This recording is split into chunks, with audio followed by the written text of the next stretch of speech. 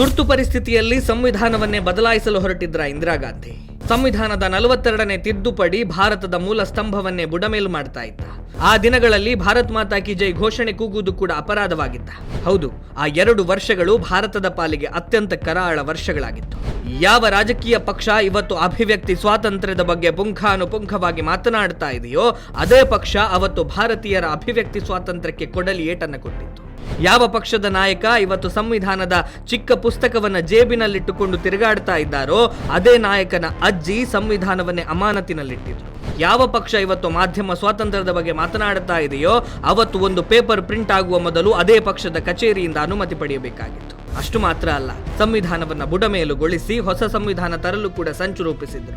ಈ ಮೂಲಕ ಸಂವಿಧಾನವನ್ನ ರೂಪಿಸಿದ BR ಅಂಬೇಡ್ಕರ್ ಅವರಿಗೆ ಅಪಮಾನ ಮಾಡಿತ್ತು. ಇವತ್ತು ಅದೇ ಪಕ್ಷದ ನಾಯಕರು ಅಂಬೇಡ್ಕರ್ ಅವರನ್ನ ಗುಣಗಾನ ಮಾಡ್ತಾ ಇದ್ದಾರೆ. ಹಾಗಾದ್ರೆ ಇಂದಿರಾ ಗಾಂಧಿ ಅವರು ಸಂವಿಧಾನವನ್ನ ಬದಲಾಯಿಸಲು ಹೊರಟಿದ್ದ ಕಥೆ ಏನು ಅನ್ನೋದನ್ನ ಒಮ್ಮೆ ತಿಳಿಯೋಣ ಬನ್ನಿ. ಸ್ನೇಹಿತರೆ, ಚುನಾವಣೆಯಲ್ಲಿ ಅಕ್ರಮ ಎಸಗಿದ ಕಾರಣಕ್ಕೆ ತಮ್ಮ ಪ್ರಧಾನಿ ಸ್ಥಾನಕ್ಕೆ ಕುತ್ತು ಬರುತ್ತೆ ಅಂತ ತಿಳಿದಾಗ ಇಂದಿರಾ ಗಾಂಧಿಯವರು ದೇಶಕ್ಕೆ ತುರ್ತು ಪರಿಸ್ಥಿತಿಯನ್ನ ಹೇರಿದ್ದು ನಮಗೆಲ್ಲ ತಿಳಿದೇ ಇದೆ. ತುರ್ತು ಪರಿಸ್ಥಿತಿಯ ಆ ಸಮಯದಲ್ಲಿ ಸಂವಿಧಾನಕ್ಕೆ ಬೇಕಾಬಿಟ್ಟಿಯಾಗಿ ತಿದ್ದುಪಡಿಗಳನ್ನು ಮಾಡಿದ್ದರು. ಆ 2 ವರ್ಷಗಳಲ್ಲಿ ಸಂವಿಧಾನಕ್ಕೆ 5 ತಿದ್ದುಪಡಿಗಳನ್ನು ಮಾಡಲಾಗಿತ್ತು. ಸಂವಿಧಾನದ 38ನೇ ತಿದ್ದುಪಡಿಯಿಂದ ಹಿಡಿದು 42ನೇ ತಿದ್ದುಪಡಿಯವರೆಗೆ ಎಲ್ಲವೂ ಭಾರತದ ಪ್ರಜಾಪ್ರಭುತ್ವ ಮತ್ತು ಅಂತಃಸತ್ವವನ್ನು ಬುಡಮೇಲುಗೊಳಿಸುವಂಥದ್ದೇ ಆಗಿತ್ತು. 38ನೇ ತಿದ್ದುಪಡಿಯಲ್ಲಿ ದೇಶದ ಮೇಲೆ ತುರ್ತು ಪರಿಸ್ಥಿತಿಯನ್ನ ಹೇರುವ ರಾಷ್ಟ್ರಪತಿಗಳ ಅಧಿಕಾರವನ್ನ ಯಾವುದೇ ಕಾರಣಕ್ಕೂ ನ್ಯಾಯಾಲಯದಲ್ಲಿ ಪ್ರಶ್ನಿಸಲು ಸಾಧ್ಯವಿಲ್ಲ ಅಂತ ಹೇಳಿತ್ತು. 39ನೇ ತಿದ್ದುಪಡಿಯಲ್ಲಿ ರಾಷ್ಟ್ರಪತಿ, ಉಪರಾಷ್ಟ್ರಪತಿ, ಪ್ರಧಾನಮಂತ್ರಿ ಮತ್ತು ಸ್ಪೀಕರ್ ಅವರ ಚುನಾವಣೆಗೆ ಸಂಬಂಧಿಸಿದಂತೆ ನ್ಯಾಯಾಲಯದ ಅಧಿಕಾರವನ್ನು ಮೊಟಕುಗೊಳಿಸಲಾಯಿತು. ಅವರ ವಿರುದ್ಧ ಯಾವುದೇ ನ್ಯಾಯಾಲಯದಲ್ಲಿ ಪ್ರಶ್ನಿಸುವಂತಿಲ್ಲ ಎಂದು ಹೇಳುವ ಮೂಲಕ ನಿರಂಕುಶ ಆಡಳಿತಕ್ಕೆ ಮುನ್ನುಡಿಯನ್ನು ಬರೆಯಿತು.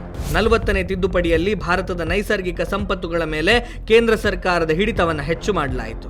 ಇನ್ನು 42ನೇ ತಿದ್ದುಪಡಿ ಇದೆಯಲ್ಲ, ಇದು ಅತ್ಯಂತ ಘೋರ ಮತ್ತು ದೇಶದ ಸಾರ್ವಭೌಮಕ್ಕೆ ಧಕ್ಕೆ ತರುವಂತಹ ತಿದ್ದುಪಡಿಯಾಗಿತ್ತು. ಈ ತಿದ್ದುಪಡಿಯನ್ನ ಮಿನಿ ಸಂವಿಧಾನ ಅಂತಲೇ ಕರೆಯಲಾಗುತ್ತೆ.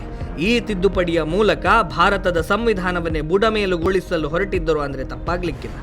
42ನೇ ತಿದ್ದುಪಡಿಯ ಮೂಲಕ ಇಂದಿರಾ ಗಾಂಧಿಯವರು ಸಂವಿಧಾನದ ಮೂಲ ಪೀಠಿಕೆಯನ್ನೇ ಬದಲಾಯಿಸಿದರು. ಇದೇ ತಿದ್ದುಪಡಿಯಲ್ಲಿ ಸಂವಿಧಾನಕ್ಕೆ ಸೆಕ್ಯುಲರ್, ಸೋಷಿಯಲಿಸ್ಟ್ ಮತ್ತು ಇಂಟಿಗ್ರಿಟಿ ಅನ್ನುವಂತಹ ಪದಗಳನ್ನು ತುರುಕಿಸಲಾಯಿತು. ಈ ಮೂಲಕ ಸಂವಿಧಾನ ಶಿಲ್ಪಿ ಡಾಕ್ಟರ್ BR ಅಂಬೇಡ್ಕರ್ ಅವರ ಆಶಯಕ್ಕೆ ಕೊಡಲಿಯೇಟು ಕೊಡಲಾಯಿತು. ಸಂಸತ್ತಿನಲ್ಲಿ ರಾಷ್ಟ್ರಪತಿಗಳ ಅಧಿಕಾರವನ್ನು ಕಡಿಮೆ ಮಾಡಲಾಯಿತು. ಲೋಕಸಭೆಯ ಸ್ಪೀಕರ್ ಮತ್ತು ಪ್ರಧಾನಮಂತ್ರಿಗೆ ವಿಶೇಷ ಅಧಿಕಾರಗಳನ್ನು ನೀಡಲಾಯಿತು. ಹೈಕೋರ್ಟ್ಗಳ ನ್ಯಾಯಾಂಗ ಪರಿಶೀಲನಾ ಅಧಿಕಾರವನ್ನು ಕಡಿಮೆ ಮಾಡಲಾಯಿತು. ಸಂವಿಧಾನಕ್ಕೆ ಮಾಡಿದಂತಹ ಯಾವ ತಿದ್ದುಪಡಿಗಳನ್ನು ಕೂಡ ನ್ಯಾಯಾಲಯದಲ್ಲಿ ಪ್ರಶ್ನೆ ಮಾಡುವಂತಿಲ್ಲ ಎಂಬ ಅಸಂವಿಧಾನಿಕ ತಿದ್ದುಪಡಿಯನ್ನು ಕೂಡ ಮಾಡಲಾಗಿತ್ತು. ನೋಡಿದ್ರಲ್ಲ ಸ್ನೇಹಿತರೆ, ಇದು ಕೇವಲ ಸಂವಿಧಾನಕ್ಕೆ ತಿದ್ದುಪಡಿ ಮಾಡಿದ್ದು ಮಾತ್ರ ಅಲ್ಲ, ದೇಶದ ಪ್ರಜಾಪ್ರಭುತ್ವಕ್ಕೆ ಮತ್ತು ಅಂತಃಸತ್ವದ ಮೇಲೆ ನಡೆಸಿದಂತಹ ಗದಾಪ್ರಹಾರ. ಭಾರತ್ ಮಾತಾ ಕಿ ಜೈ ಘೋಷಣೆ ಕೂಗಿದ್ರೆ ಜೈಲು ಫಿಕ್ಸ್.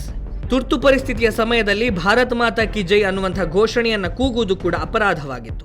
ಯಾವ ಘೋಷಣೆ ಭಾರತದ ಸ್ವಾತಂತ್ರ್ಯ ಹೋರಾಟದಲ್ಲಿ ರಣಮಂತ್ರವಾಗಿ ಲಕ್ಷಾಂತರ ಜನರನ್ನ ಸ್ವಾತಂತ್ರ್ಯ ಹೋರಾಟಗಾರರನ್ನಾಗಿ ರೂಪಿಸಿತ್ತೋ ಅದೇ ಮಂತ್ರವನ್ನ ತುರ್ತು ಪರಿಸ್ಥಿತಿಯ ಸಮಯದಲ್ಲಿ ಯಾರಾದರೂ ಕೂಗಿದ್ರೆ ಸಾಕು, ಪೊಲೀಸರು ಅವರನ್ನ ಜೈಲಿಗೆ ಹಾಕ್ತಾ ಇದ್ರು. ಇಂತಹ ಪರಿಸ್ಥಿತಿಯನ್ನ ಇಂದಿರಾ ಗಾಂಧಿ ಅವರು ಹೇರಿದ ತುರ್ತು ಪರಿಸ್ಥಿತಿ ತಂದೊದಗಿಸಿತ್ತು. ತುರ್ತು ಪರಿಸ್ಥಿತಿಯ ದಿನಗಳಲ್ಲಿ ಲಕ್ಷಾಂತರ ದೇಶಭಕ್ತರನ್ನ ಬಂಧನ ಮಾಡಲಾಗಿತ್ತು. ಯಾರೆಲ್ಲ ಕಾಂಗ್ರೆಸ್ ಅನ್ನ ವಿರೋಧಿಸ್ತಾ ಇದ್ದರೋ ಅವರೆಲ್ಲರನ್ನು ಯಾವುದೇ ಕಾರಣ ಇಲ್ಲದೆ ಜೈಲಿಗೆ ಹಾಕಲಾಗ್ತಾ ಇತ್ತು.